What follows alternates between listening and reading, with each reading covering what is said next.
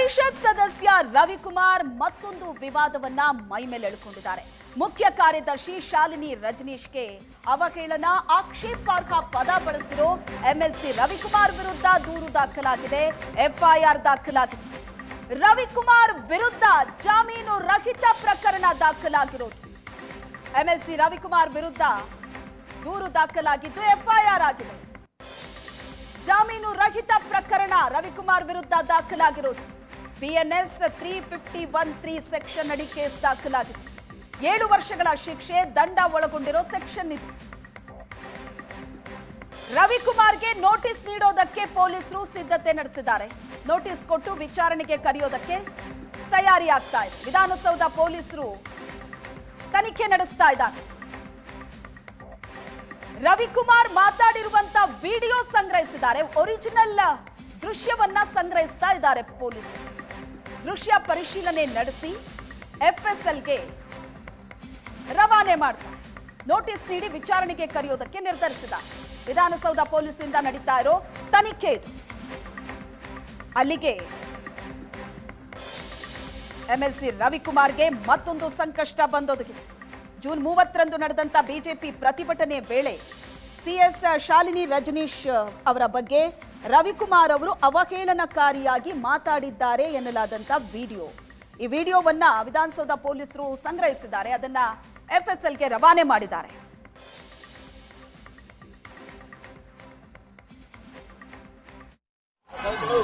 Chief secretary ಅವರು ಕರ್ನಾಟಕಕ್ಕೆ ಇಲ್ಲ ಬರೀ ಮುಖ್ಯಮಂತ್ರಿ ಅದಕ್ಕೋಸ್ಕರ ಕೇಳ್ಬಿಡೋಣ ಅಂತ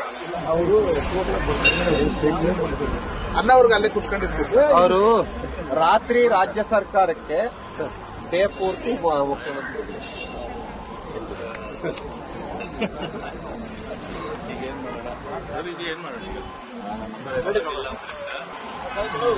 ಚೀಫ್ ಸೆಕ್ರೆಟರಿ ಅವರು ಕರ್ನಾಟಕಕ್ಕೆ ಇಲ್ಲ ಬರೀ ಮುಖ್ಯಮಂತ್ರಿ ಅದಕ್ಕೋಸ್ಕರ ಕೇಳ್ಬಿಡೋಣ ಅಂತ ಅನ್ನ ಅವ್ರಿಗೆ ಅಲ್ಲೇ ಕುತ್ಕೊಂಡಿರ್ತೀವಿ. ಅವರು ರಾತ್ರಿ ರಾಜ್ಯ ಸರ್ಕಾರಕ್ಕೆ ಡೇ ಪೂರ್ತಿ ಮುಖ್ಯಮಂತ್ರಿ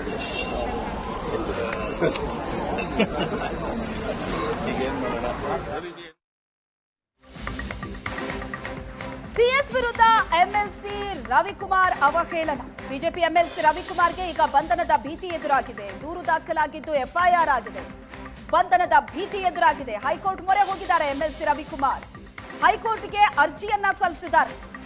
ವಿಧಾನಸೌಧ ಠಾಣೆಯ ಎಫ್ಐಆರ್ ರದ್ದು ಕೋರಿ ಸಲ್ಲಿಸಿರೋ ಅರ್ಜಿ. ಸಿಎಸ್ ವಿರುದ್ಧ ಯಾವುದೇ ಆಕ್ಷೇಪಾರ್ಹ ಪದವನ್ನ ಬಳಸಿಲ್ಲ. ಅವತ್ತು ನಾನು ಕೆಲಸದ ವಿಚಾರದ ಬಗ್ಗೆ ಮಾತ್ರ ಹೇಳಿದ್ದೀನಿ. ನನ್ನ ಮಾತನ್ನ ಕಾಂಗ್ರೆಸ್ ಪಕ್ಷ ಕೆಟ್ಟದಾಗಿ ಬಿಂಬಿಸ್ತಾ ಇದೆ. ಹೀಗಾಗಿ ನನ್ನ ಮೇಲೆ ಹಾಕಿದಂತ ಎಫ್ಐಆರ್ ರದ್ದುಪಡಿಸಿ ಅಂತ ಮನವಿ ಮಾಡಿದ್ದಾರೆ.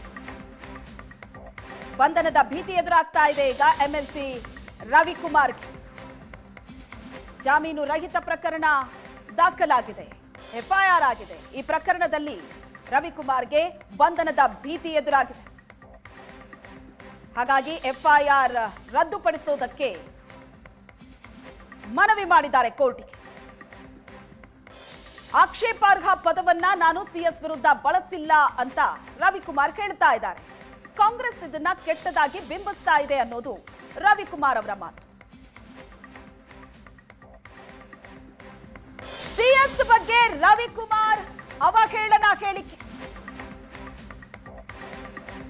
ಐಎಎಸ್ ಅಸೋಸಿಯೇಷನ್ ಅವರು ದೂರು ನೀಡಿದ್ದಾರೆ. ಈಗ ನಾನು ಮಾತಾಡಲ್ಲ ಅಂತ ವಿಜಯೇಂದ್ರ ಹೇಳಿಕೆ ಕೊಟ್ಟಿದ್ದಾರೆ. ಬರಮನಿ ವಿಷಯವನ್ನ ಪ್ರಸ್ತಾಪ ಮಾಡಿ ವಿಜಯೇಂದ್ರ ತಿರುಗೇಟನ್ನ ಕೊಟ್ಟು ಸಿಎಂ ಬಹಿರಂಗವಾಗಿ ಎಎಸ್ಪಿಗೆ ಹೊಡೆಯೋದಕ್ಕೆ ಹೋಗಿದ್ರು. ಆಗ ಅಸೋಸಿಯೇಷನ್ ಎಲ್ಲಿಗೆ ಹೋಗಿತ್ತು? ಜಿಲ್ಲಾಧಿಕಾರಿಯನ್ನ ಎದ್ದು ಹೋಗು ಅಂತ ಅಂದಿದ್ರು. ಆಗ ಈ ಅಸೋಸಿಯೇಷನ್ ಎಲ್ಲಿಗೆ ಹೋಗಿತ್ತು? ಸಿಎಂ ಮಾತಾಡಿದಾಗ ಅಸೋಸಿಯೇಷನ್ ಸುಮ್ಮನಿರುತ್ತೆ ಅಂತ ವಿಜಯೇಂದ್ರ ಸ್ಟೇಟ್ಮೆಂಟ್ ಕೊಟ್ಟಿದ್ದಾರೆ. ರವಿಕುಮಾರ್ ವಿಚಾರ ಒಂದ್ ಕಡೆ ಇರಲಿ, ಅದ್ರ ಬಗ್ಗೆ ಚರ್ಚೆಗಳು ನಡೀತಾ ಇದೆ. ನಾನು ಅದ್ರ ಬಗ್ಗೆ ಈ ಸಂದರ್ಭದಲ್ಲಿ ಮಾತಾಡೋದಕ್ಕೆ ಹೋಗೋದಿಲ್ಲ. ಸ್ವತಃ ಮುಖ್ಯಮಂತ್ರಿಗಳು ಸಿದ್ದರಾಮಯ್ಯನವರು ಬೆಳಗಾವಿನಲ್ಲಿ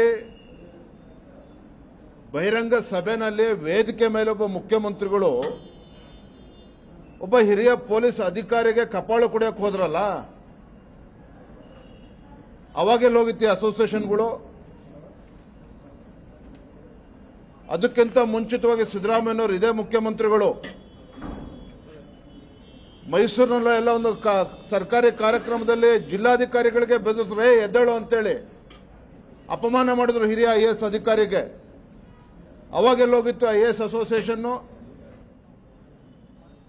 ನಾನು ಇಲ್ಲಿ ಯಾರನ್ನೂ ಕೂಡ ಡಿಫೆಂಡ್ ಮಾಡ್ಕೊಳ್ತಾ ಇಲ್ಲ. ರವಿಕುಮಾರ್ ಏನ್ ಹೇಳಿದ್ದಾರೆ ಅದ್ರ ಬಗ್ಗೆ ಸ್ಪಷ್ಟೀಕರಣ ನೀಡಿದ್ದಾರೆ. ಆದ್ರೆ ಇವತ್ತೇನು ಅಸೋಸಿಯೇಷನ್ಗಳು ಇವತ್ತು ಪದೇ ಪದೇ ಮುಖ್ಯಮಂತ್ರಿಗಳು ಭೇಟಿ ಮಾಡಿ ಆಕ್ಷನ್ ತಗೋಬೇಕು.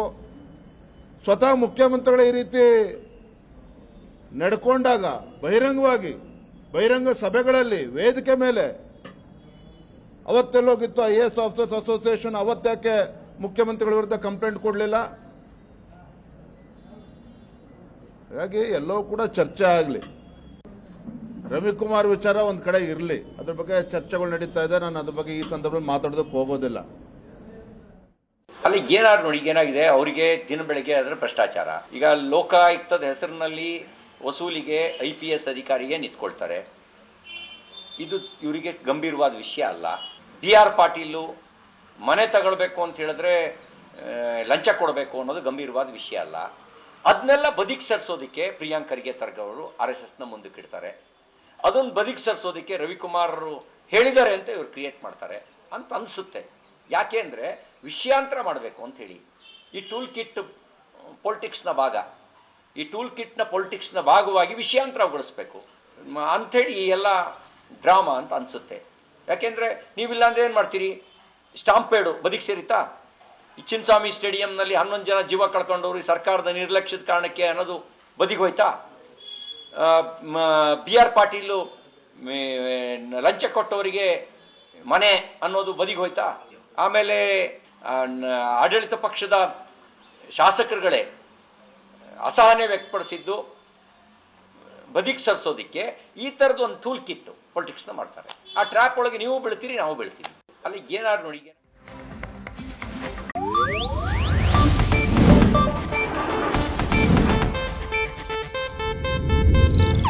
ಇದು ಏಷ್ಯಾನೆಟ್ ನ್ಯೂಸ್ ನೆಟ್ವರ್ಕ್ ಪ್ರಸ್ತುತಿ.